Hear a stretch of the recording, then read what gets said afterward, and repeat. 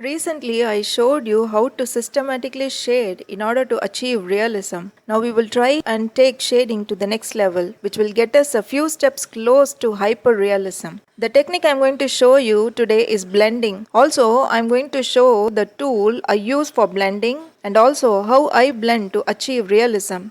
Shall we get into the video part? Now, if you think this video is informative, please like this video, which will motivate me to make further such videos. Now, I'm going to show you what blending is. This is something I did a while ago. Now, I'm going to blend it and show you the difference. So, I'm going to use my flat brush and start blending. This is one of the tools I use for blending. Blending is something we generally do after shading. The pencil strokes in the shading look separate from one another, isn't it? So what I'm doing right now is I'm merging the strokes together, and that is called blending. After which it will look more realistic and more beautiful.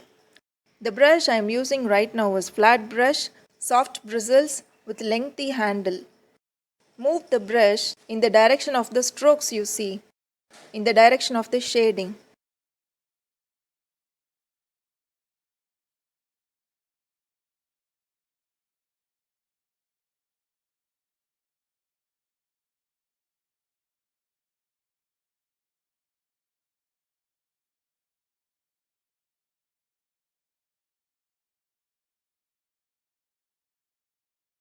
Now that the blending is done, do you see the difference? Do you recognize the difference in the subjects? The subject in the left is before blending and the subject in the right is after blending.